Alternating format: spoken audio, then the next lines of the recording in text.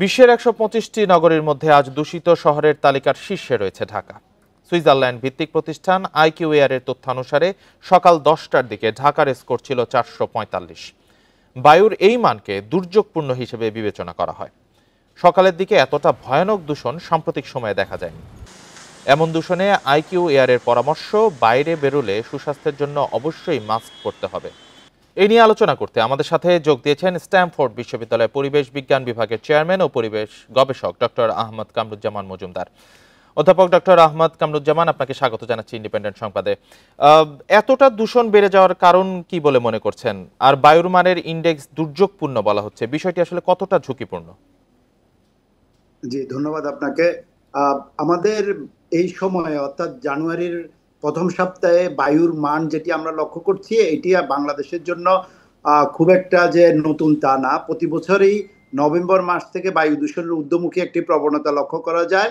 ডিসেম্বরে এটি একই রকম ধারাবাহিকতা থাকে এবং জানুয়ারিতে সারা বছরের সবচেয়ে বেশি বায়ু দূষণ হয়ে থাকে এবং 12 মাসের ভিতর জানুয়ারি বাংলাদেশের জন্য সবচেয়ে বেশি বায়ু দূষণের মাস। এই সময়টি তিনটি প্রেক্ষাপট তৈরি হয়। প্রথমত আমাদের স্থানীয় উৎসগুলো থেকে সবগুলো থেকে বায়ু দূষণ তৈরি হয়, যেমন ইটের ভাটার আর যে উৎপাদন সেটি শীর্ষ অবস্থান করে। নির্মাণ কাজগুলো, রাস্তা খোঁড়াখুড়িগুলো এই সময় শুষ্ক বলে সবাই একাত্রে শুরু করে এবং আমাদের ফিটনেসবিহীন যানবাহনের সাথে সাথে বর্জ্য পোড়ানোর একটি বলা যায় যে উৎসব তৈরি হয়ে যায় যেখানে সেখানে যত্রতত্র। এই সবগুলো মিলে আমাদের স্থানীয় উৎসবগুলো থেকে যখন বায়ু দূষণ চরম আকার ধারণ করে, তখন কখনো কখনো আমাদের প্রতিবেশী রাষ্ট্র থেকে ট্রান্সবাউন্ডারি ইফেক্ট হিসাবে বাংলাদেশের দিকে দূষিত বাতাস প্রবাহিত হতে থাকে।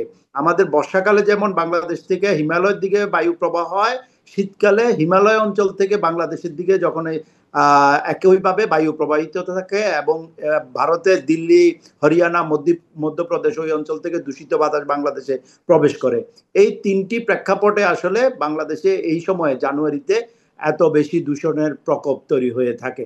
এবং যদি আমরা বলে থাকি যে দুর্যোগপূর্ণ বায়ু বলতে আমরা আসলে কি বুঝি, বায়ুমান সূচকের 0 থেকে স্কেলটি রয়েছে সর্বোচ্চ 300 পর্যন্ত বা 300-র একটা ক্রাইটেরিয়া রয়েছে। সে 0 থেকে 50-এর ভিতরে থাকলে তাকে আমরা নির্মল বায়ু বলে থাকি। কিন্তু গত 9 বছরে আমরা মাত্র 55 থেকে 57 দিন এই নির্মল বায়ু সেবন করার সুযোগ পেয়েছি। আবার বায়ুর মান সূচক যখন 300-এর উপরে অতিক্রম করে তাকে তখন দুর্যোগপূর্ণ বায়ু বলে। এবং এই বছর ডিসেম্বরে আমরা এই ধরনের দুর্যোগপূর্ণ বায়ু বেশ কয়েকদিন লক্ষ্য করেছি এবং জানুয়ারিতেও আমরা বায়ু মান সূচক 300-র অতিক্রম করে আজকে 445 দিনের কোনো জি, সময় আজকে লক্ষ্য করেছি। ৪৪৫। সেক্ষেত্রে অধ্যাপক কামরুজ্জামান, ঢাকার বায়ু দূষণ আসলে নতুন কোনো বিষয় নাই। এই সরকারও এই দূষণ রোধে অগ্রাধিকার দিচ্ছে, কিন্তু সেক্ষেত্রে মানে সবচেয়ে জরুরি পদক্ষেপ কি বলে মনে করেন? এই এই সময়ের অর্থাৎ শুষ্ক মৌসুমে বায়ু দূষণ নিয়ন্ত্রণ করার জন্য বর্তমান সরকার একটি টাস্কফোর্সও তৈরি করেছে এবং সেই টাস্কফোর্সে কতগুলো প্রায়োরিটি ঠিক করে তাদের কার্যক্রম হাতে নিচ্ছে এবং সেখানে 14 জন ম্যাজিস্ট্রেটের মাধ্যমে দূষণকারী প্রতিষ্ঠানের বিরুদ্ধে এনফোর্সমেন্টের পরিকল্পনা করা হয়েছে। কিন্তু আমরা লক্ষ্য করছি যে যেই পরিমাণ বায়ু দূষণ হচ্ছে আর যতটুকু এনফোর্সমেন্ট বা যতটুকু এটি নিয়ন্ত্রণ করার জন্য চেষ্টা রয়েছে, এর ভিতরে বেশ গ্যাপ রয়েছে। অর্থাৎ আমরা এখনো পর্যন্ত টেকসই দৃশ্যমান কোনো পরিবর্তন বায়ু দূষণ নিয়ন্ত্রণ করার জন্য দেখাতে পারি নাই। আরেকটি বিষয় একটু জানার ছিল যে গুলশান লেক পার্ক, গুলশান 2 এর রব ভবন, ঢাকার মার্কিন দূতাবাস, এই এলাকাগুলো সবচেয়ে দূষিত এলাকার মধ্যে রয়েছে। এগুলো তো আমরা একটু অভিজাত এলাকা হিসেবে জানি, আসলে এগুলো সবচেয়ে দূষিত হওয়ার কারণ কি? দেখুন, বায়ু দূষণ কোনো এক জায়গায় তৈরি হলে সেটি খুব দ্রুত আশেপাশে এলাকায় ছড়িয়ে যেতে পারে।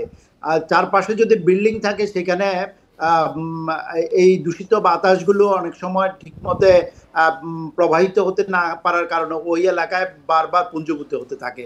আবার সাম্প্রতিক একটি নতুন বিষয় আমরা অবজার্ভ করছি যে এলিভেটেড এক্সপ্রেসওয়ে যেই এলাকা দিয়ে গিয়েছে সেখানে ডুয়েল লেয়ারের যানবাহন চলাচলের কারণে এবং আগের থেকে অন্তত 30 ফিট বা 40 ফিট কোথাও কোথাও উঁচু দিয়ে যানবাহন চলার কারণে সে এলাকায় যানবাহনের ধোঁয়াগুলো খুব দ্রুত আশেপাশে এলাকায় ছড়িয়ে পড়ে। ফলে আমরা অভিজাত এলাকা বলি আর আমরা মধ্যবিত্তদের এলাকা বলি, সব জায়গায় এই দূষণ রয়েছে, তবে কিছু কিছু উৎসের কারণে কোনো কোনো এলাকাতে বেশি বায়ু দূষণ পরিলক্ষিত হয়। জি, ডক্টর আহমদ কামরুজ্জামান মজুমদার আমাদের সাথে যুক্ত হওয়ার জন্য আপনাকে অসংখ্য ধন্যবাদ।